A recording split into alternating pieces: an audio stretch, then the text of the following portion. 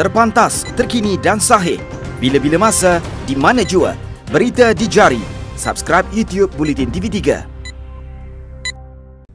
Buletin 1.30 17 Jun 2019. Anda bersama dengan saya Siti Khadijah Jaafar. Tajuk utama tengah hari ini. Kerajaan tetap tidak sokong perkahwinan sesama jenis. Kanak-kanak orang asli mangsa ke-15 meninggal dunia.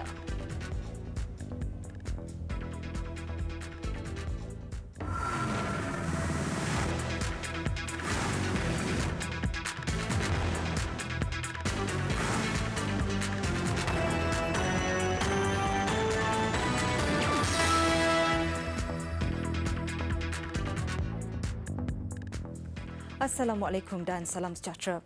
Kanak-kanak orang asli suku Batik Nasri Rosli yang kritikal di Hospital Raja Perempuan Zainab II, HRPZ 2 Kota Baru meninggal dunia petang semalam. Perkara itu disahkan oleh Pengarah Kuala Kelantan Terengganu Hashim Alang Abdul Hamid. Sebelum meninggal dunia, Nasri 3 tahun sudah 8 hari dirawat di HRPZ 2. Kali terakhir ketika kru kami meninjau keadaannya semalam, Nasri masih memerlukan alat sokongan pernafasan dan diletakkan dalam wad isolasi unit rawatan rapi ICU. Bapa menyiar Rosli Jong sudah dibenarkan keluar sejak 2 hari lalu tetapi masih setia menjaga Nasri. Menurut Rosli, Nasri adalah anak bongsu daripada 5 beradik. 2 daripada anaknya juga dikesan mempunyai penyakit sama dan kini dirawat di Hospital Kuala Kerai sambil dijaga oleh isterinya. Mengikut kenyataan daripada Pengarah Jabatan Kesihatan Kelantan Dr. Zaini Hussein, jumlah orang asli suku Batik yang menerima rawatan meningkat kepada 112 kes setakat 2 hari lalu. Manakala berdasarkan jumlah mayat yang sudah dibawa keluar dari kawasan pengkebumian mereka ialah 12 orang setakat ini. Itu tidak termasuk 2 lagi mangsa yang meninggal dunia ketika menerima rawatan sebelum ini. Beberapa sumber pula mendakwa jumlah sebenar kematian orang asli suku Batik di Kuala Koh akibat jangkitan misteri adalah jauh lebih tinggi. Dan sejak lebih sebulan kes itu didedahkan, punca sebenar kematian mereka masih belum diketahui.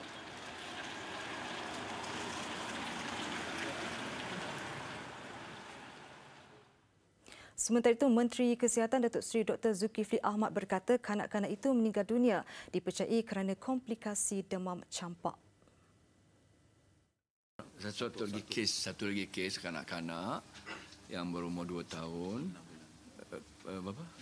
2 tahun 6 bulan dan beliau memanglah very informed dari sudut nutritional status tu dan berat badannya pun was about 7 kilo for 2 years, 2.5 years.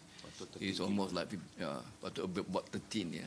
Jadi kita faham, dia are very risikonya tinggi for that being malnourished sebagainya. So she died semalam meninggalnya. Beliau juga mengesahkan seramai 37 dari 112 pesakit orang asli di Kuala Koh Gomusang itu dijangkiti demam campak. Kanak-kanak orang asli suku Batik yang berusia 3 tahun yang dirawat di Hospital Raja Perempuan Zainab II disahkan meninggal dunia petang semalam. Sebelum ini, 2 kematian suku kaum Batik dari Kuala Koh Gomusang disahkan akibat radang paru-paru. 12 lagi mayat yang telah ditemui dan dikebumikan secara adat di perkampungan itu akan dilakukan bedah siasat bagi mengetahui punca kematian.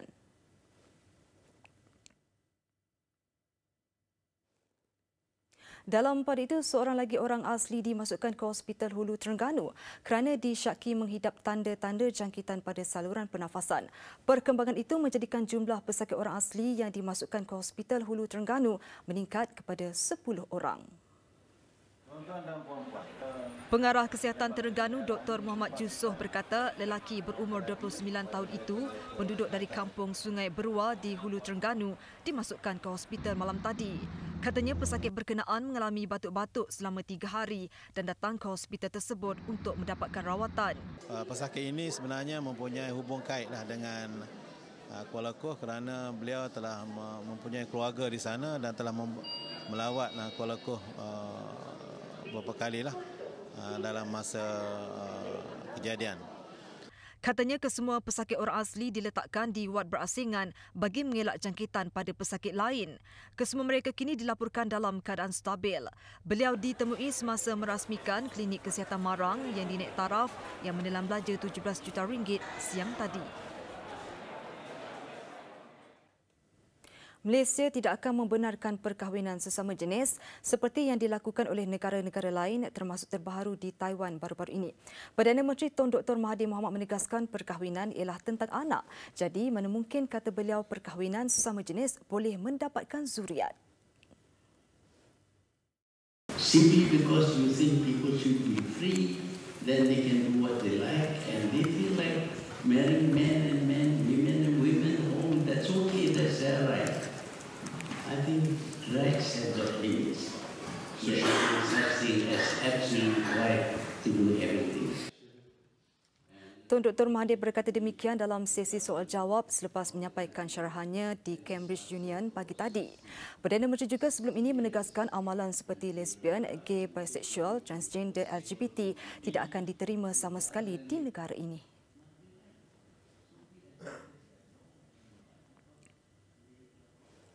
Dalam pada itu, syarahan Perdana Menteri di Cambridge Union berjaya menarik perhatian Dewan dengan ketajaman percakapan dan seluruhnya. Syarahan tanpa teks Perdana Menteri di dalam Dewan Cambridge Union Society itu berkisar mengenai kisah dari zaman penjajahan British hingga ke masalah yang dihadapi negara dan dunia pada masa kini. Seperti syarahan yang disampaikan di Oxford Union Januari lepas, Tun Dr. Mahathir tetap dalam pendiriannya dalam banyak isu. Ia termasuklah isu pembangunan negara rejim Israel atas kesengsaraan dan kekejaman yang dilakukan terhadap rakyat Palestin. Dalam syarahan itu, beliau juga menceritakan bagaimana Malaysia mengubah tumpuannya daripada barat ke timur dan kegusaran terhadap pemingkiran negara-negara kecil oleh negara besar. Pendengar yang hadir juga tertarik apabila Tun Dr. Mahathir menyatakan dalam bahasa Inggeris mereka tidak maksudkan apa yang mereka katakan. For example, the chairman in Parliament is called Mr. Speaker, but he's not allowed to speak. Malaysia, of course, is a member of the British Commonwealth of Nations, but wealth is confined to a few countries. It's not common at all. During the time when we were under British rule, they used to call the Malay sultans the rulers, but of course they were not allowed to rule. And the rulers had advisors who actually rules. So in the English language, when they say something, it doesn't really mean what they say. So when they criticize us that we are dictators and things like that, I don't think they mean it. Turut hadir di syarahan berkenaan isteri beliau, Tun Dr. Siti Hasmah Muhammad Ali, Menteri Luar Datuk Saifuddin Abdullah serta Menteri Belia dan Sukan Syed Saddiq Syed Abdul Rahman. Pendengar syarahan pula termasuklah pelajar Universiti Cambridge, pelajar Malaysia di UK dan juga rakyat Malaysia di negara itu. Sebelum itu, hampir 2,000 warga Malaysia yang bekerja dan belajar di United Kingdom, UK, memeriahkan majlis rumah terbuka Hari Raya Aidilfitri Suruhanjaya Tinggi Malaysia di London. Kehadiran Tun Dr. Mahathir turut menambah seri dan kemeriahan di majlis berkenaan. Koresponden TV3 Haliza Hashim melaporkan dari London. Turut hadir isteri Perdana Menteri Tun Dr. Siti Hasmah Muhammad Ali, Menteri Luar Datuk Saifuddin Abdullah dan Menteri Belia dan Sukan Syed Saddiq Abdul Rahman. Sejurus selepas Perdana Menteri tiba, tetamu yang hadir bersesak untuk bertemu dengan beliau dan tidak melepaskan peluang untuk bersalaman dan merakamkan gambar. Tun Dr. Mahathir ketika naik ke pentas untuk menyampaikan ucapan Aidilfitri kelihatan terharu apabila melihat begitu ramai rakyat Malaysia di majlis rumah terbuka ini. Beliau mengajak warga Malaysia yang berjaya untuk pulang berbakti kepada negara. I'm very glad that today I can meet so many of you. I never realized there were so many Malaysians living here in England. And many of you have done well here, continue and come back and help to rebuild Malaysia. Ucapan ringkasnya mendapat tepukan dan sorakan daripada tetamu yang hadir. Ramai yang menyifatkan kemeriahan suasana Aidilfitri di majlis ini bagaikan berada di tanah air. Jemputan yang terdiri daripada warga Malaysia dan masyarakat tempatan diraikan dengan sajian seperti sate, lemang, nasi ayam, kuih muih dan teh tarik.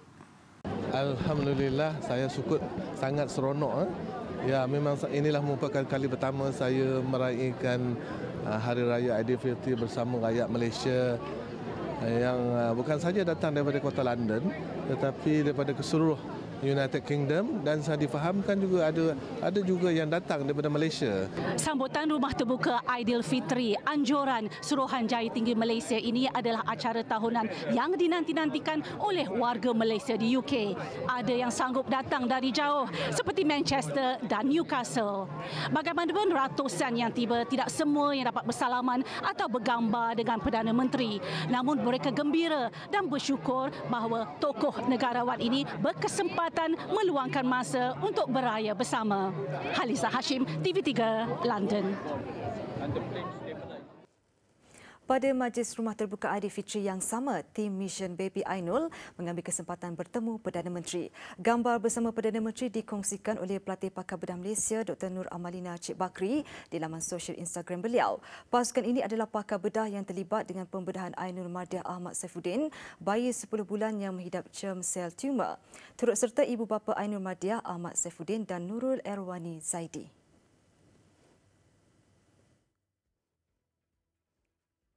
Bekas Ketua Polis Negara Tan Sri Khalid Abu Bakar memberi keterangan sebagai saksi ke-47 Suruhanjaya Siasatan Diraja RCI mengenai penemuan kem penempatan sementara dan kubur di Wang Kelian Perlis yang ditubuhkan untuk menyingkap tragedi pada tahun 2015 itu. Ia selepas sesi pendengaran awam berkenaan memasuki hari ke-16 hari ini sejak berlangsung 17 April lalu. Sehingga Khamis lalu seramai 45 orang saksi sudah memberikan keterangan. Tan Sri Khalid pada Januari lalu menyatakan kesediaan beliau membantu Suruhanjaya itu sekiranya dikehendaki. Saksi ke-16 bekas Ketua Polis Perlis Zul Aznam Harun sebelum ini memaklumkan bahawa selepas menyedari kewujudan kem itu, beliau menghubungi Tan Sri Khalid, Ketua Polis Negara ketika itu bagi memaklumkan perkara berkenaan. Namun jelasnya arahan secara spesifik diberikan supaya tunggu dulu bagi tindakan selanjutnya.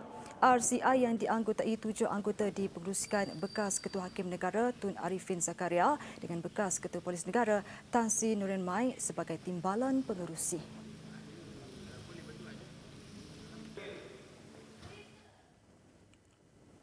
Dalam perkembangan sama, bekas pengerusi Lembaga Pengarah SRC International Sdn Bhd, Tan Sri Ismi Ismail dijangka selesai memberi keterangan hari ini selepas 6 hari tampil sebagai saksi ke-39 pendakwaan. Peguam bela kepada bekas Perdana Menteri Datuk Seri Najib Tun Razak Harvey Darjit Singh memaklumkan pihaknya berkemungkinan melengkapkan pemeriksaan balas bagi memberi laluan kepada saksi baru yang akan dipanggil. Tan Sri Ismi dipanggil memberi keterangan sejak Isnin minggu lalu. Keterangannya diambil sebagai kapasiti berkhidmat memegang jawatan pengerusi lembaga SRC dari 1 Ogos 2011 hingga 15 Ogos 2014.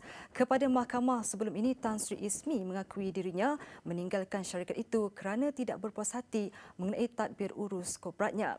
SRC adalah anak syarikat 1MDB sebelum diletakkan di bawah Menteri Kewangan diperbadankan selepas menerima pinjaman RM4 bilion daripada kumpulan wang persaraan diperbadankan KUAP. Perbicaraan terhadap bekas Perdana Menteri Datuk Seri Najib Razak berkenaan dakwaan penyelewengan dana SRC International di Mahkamah Tinggi Kuala Lumpur masih berjalan memasuki hari ke-26 hari ini.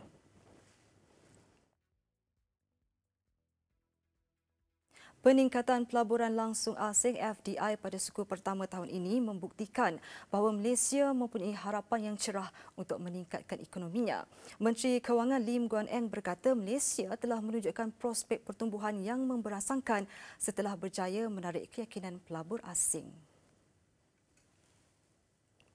This investment today proves yet again that Malaysia welcomes quality investment from China, be it from Power China, Huawei or other top Chinese companies. China is of course Malaysia's largest trading partner in the world. Pada suku pertama 2019, Malaysia mencatatkan FDI yang diluluskan dalam semua sektor sebanyak RM29.3 bilion atau peningkatan 73.4% berbanding RM16.9 bilion yang dicatatkan tahun sebelumnya.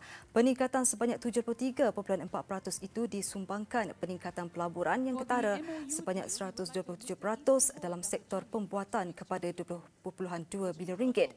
Guan Eng terdahulu menyaksikan majlis menandatangani memorandum persefahaman kerjasama antara EcoWorld Development Group Berhad dan syarikat Fortune 500 Global Power China Group.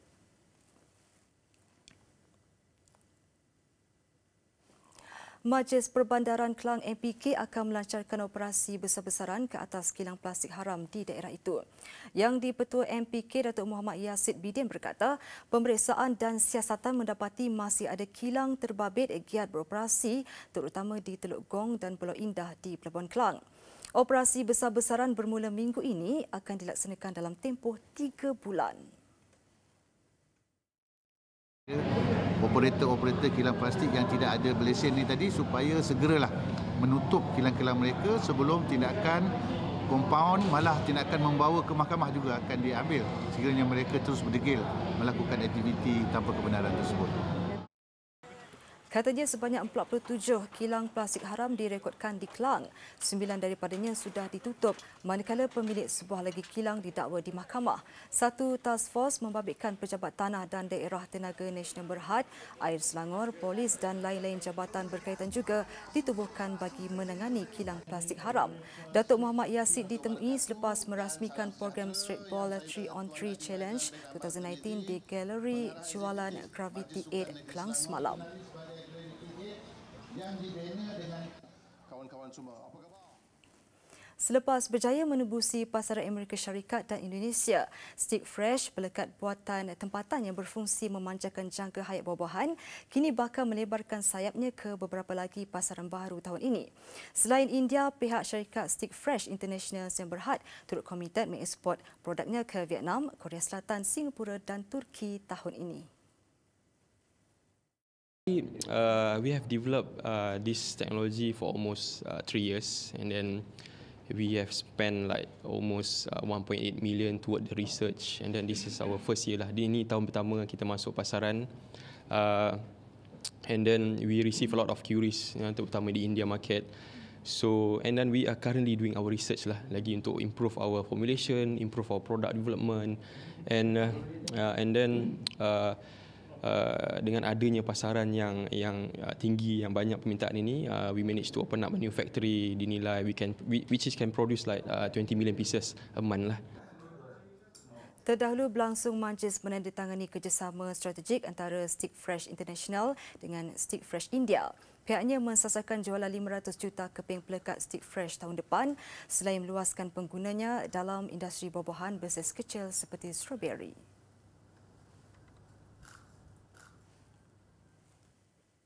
DEG Laboratories Pharma Nutraceuticals Holdings dan Berhad, DEG Lab, meraihkan ulang tahun yang ke-11 dengan menyantuni 6 badan amal terpilih. Beroperasi sejak 2008, DEG Lab antara pengilang produk kesihatan yang dijamin halal. Pada tahun 2008. Berlangsung di Taman Teknologi Sinar Meranti Puchong, Majlis Makan Malam meraihkan ulang tahun ke-11 DEG Lab ini dihadiri lebih 200 tetamu daripada pelbagai badan amal. Antaranya Tunku Puteri Johor, Tunku Kamariah Aminah Maimunah Iskandariah Almarhum Sultan Iskandar yang mewakili badan amal Yayasan Sultan Iskandar Johor. Sebenarnya majlis ini Ketua Pegawai Eksekutif DEG Lab, Major Datuk Seri Dr. Edmund Goh turut menyampaikan sumbangan kepada 6 badan amal berkenaan. DEG Lab adalah sebuah syarikat pengilang produk kesihatan yang menjadi platform kepada para peniaga yang berminat mengeluarkan produk dengan jenama sendiri. Syarikat DEG khususnya mengilang makanan kesihatan dan bersyukurlah kita telah berada di pasaran selama 11 tahun. Kita memberi tumpuan kepada pasaran di Timur Tengah seperti UAE, Abu Dhabi, Afrika dan serta Qatar. Sesiapa yang ingin membuat jenama produk sendiri, janganlah was-was berjumpa dengan wakil saya. Semua produk dijamin halal.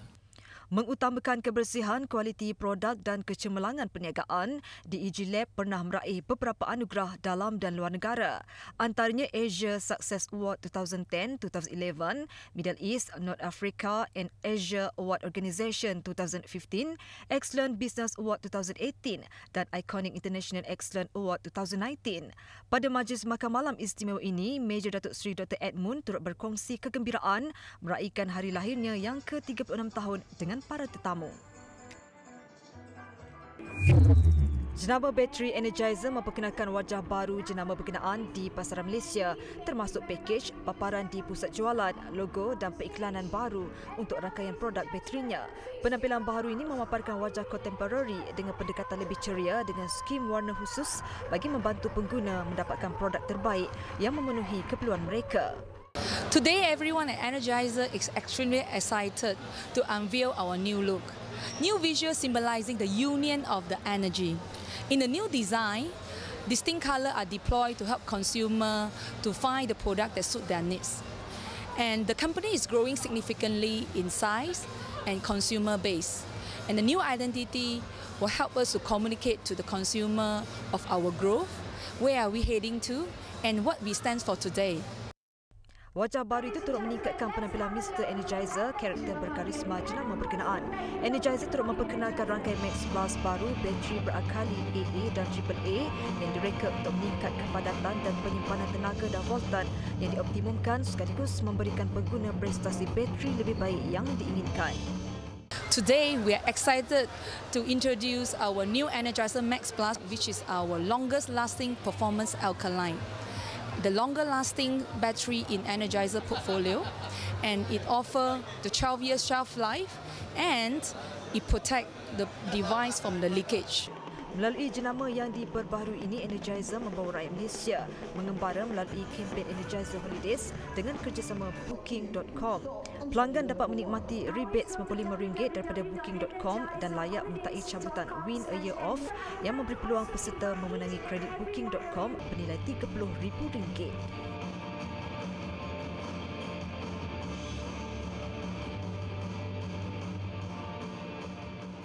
Laporan luar negara.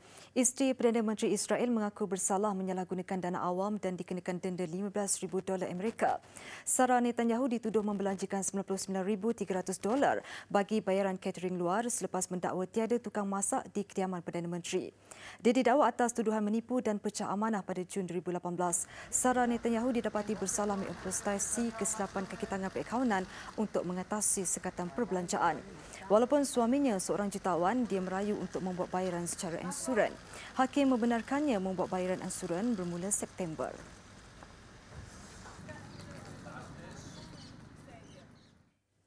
Bekas pemimpin Sudan Omar al-Bashir muncul buat pertama kali di khalayak ramai sejak disingkirkan ketika dibawa ke pejabat pendakwa raya di Khartoum.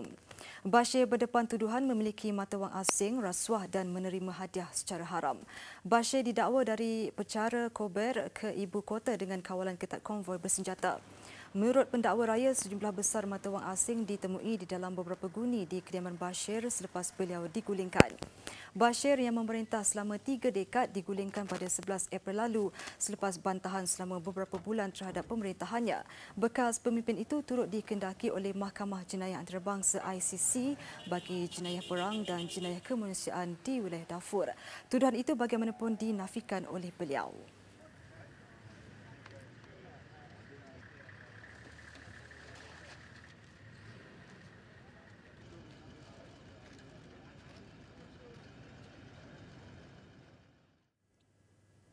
Proses mengira undi bagi pilihan raya Presiden bermula di Guatemala selepas semua pusat mengundi ditutup. Bekas wanita pertama Sandra Torres, 63 tahun, dijangka menjadi calon pilihan pengundi bagi menggantikan Presiden Jimmy Morales. Kira-kira 8 juta penduduk Guatemala layak mengundi. Pusat mengundi di seluruh negara yang dibuka pada jam 7 pagi waktu tempatan ditutup pada jam 6 petang. 19 calon bertanding merebut jawatan Presiden. Keputusan awal dijangka diketahui hari ini.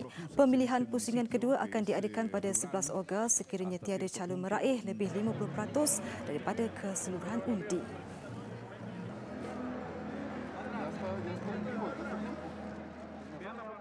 Sukan. Satu lagi sejarah manis dicipta pasukan negara dalam kejuaraan motosikal dunia MotoGP kali ini di Catalunya. Petronas Yamaha Sepang Racing meraih podium sulung dalam kelas utama menerusi pelumba Fabio Quartararo yang meraih tempat kedua di belakang Marc Marquez dari Respol Honda. Perlumbaan siri ke-7 musim ini berlangsung di Sirkuit Barcelona, Catalunya. Fabio Quartararo yang baru menjalani pembedahan bagi merawat masalah di bahagian tangan kanannya minggu lalu memulakan saingan di kedudukan paling hadapan. Dipintas beberapa pencabar lain, Quartararo melengkapkan 24 pusingan perlumbaan di belakang pemenang yang juga pendahulu keseluruhan ketika ini dari res Paul Honda, Marc Marquez dengan perbezaan catatan kurang 2.660 saat. Ianya podium sulung buat pasukan Petronas Yamaha Sepang Racing dan lebih manis kejayaan tersebut pada tahun pertamanya dalam kelas perdana MotoGP selepas turut memenangi perlumbaan Moto2 di Lita sama musim lalu. Perlumbaan seterusnya ialah Grand Prix ASEAN di Belanda 30 Jun ini.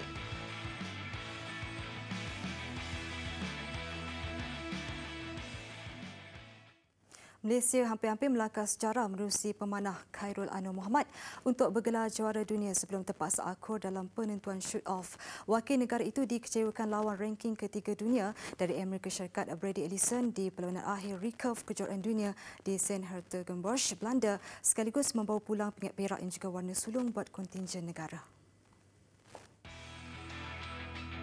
Khairul Anwar Mohamad memberikan cabaran sengit kepada Brady Ellison yang menghuni ranking ketiga dunia sebaik saingan bermula hinggalah mengikat lawan dalam 3 set awal bagi membolehkan mereka seri 3-3. Ellison yang memiliki reputasi 7 kejuaraan dunia bagaimanapun menang set keempat untuk meletakkan Amerika Syarikat mendahului 5-3. Wakil negara berusia 27 tahun itu membuat kebangkitan menang set kelima sekaligus mengikat kedudukan 5-5 memaksa perlawanan diheret ke penentuan shoot-off untuk mencari pemenang.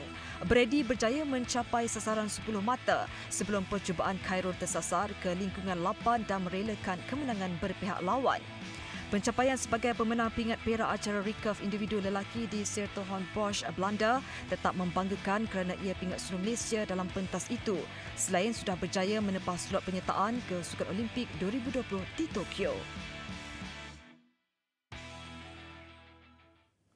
Persembahan memukau skuad rugby kebangsaan ketika berdepan pasukan pilihan Hong Kong dalam kempen kejuaraan rugby Asia ARC Division Premier di tempat lawan Sabtu lalu jelas mengejutkan banyak pihak. Bukan hanya pasukan lawan dan peminat-peminat skuad Bunga Raya, tetapi barisan pemain-pemain negara juga mengakui teruja dengan permainan yang disajikan. Dan ia pastinya satu pencapaian yang amat positif, lebih-lebih lagi menjelang pertemuan terakhir skuad negara menentang pasukan sama di Stadium Nasional Bukit Jalil bagi kempen ARC musim ini. Ketibaan skuad Bunga Raya di KLIA 2 disambut sederhana dengan kehadiran pasukan rugby Polis Diraja Malaysia PDRM dan Black Hawks selain Presiden Rugby Malaysia MR Datuk Syahrul Zaman Yahya. Namun ia pastinya sesuatu yang amat bermakna bagi barisan pemain negara terutamanya selepas aksi memukau menentang pasukan ranking ke-24 dunia Hong Kong Sabtu lalu. Selepas 2 kekalahan kepada Korea Selatan bulan lalu, Malaysia yang turut dirata Hong Kong pada kempen 2018 tampil dengan permainan lebih kemas. Bermula dengan try Etonia, Vakau Saukuru dan penalti Fairuz Abdul Rahman, hanya 5 mata memisahkan Malaysia berbanding Hong Kong yang mendahului 15-10 tamat separuh masa. Dan ketika Hong Kong semakin garang menambah mata, menerusi 2 lagi try pada babak kedua, kejutan demi kejutan mula dilakukan skuad kendalian Brad Nika. Try kedua peribadi Saukuru jelas menaikkan semangat barisan pemain skuad Bunga Raya. Ketika permainan berbaki 6 minit, sepakan Fairuz ke kawasan Hong Kong berjaya memerangkap lawan apabila Badrul Mufti dapat merampas bola sebelum ia disudahkan Timochi Vunimoku.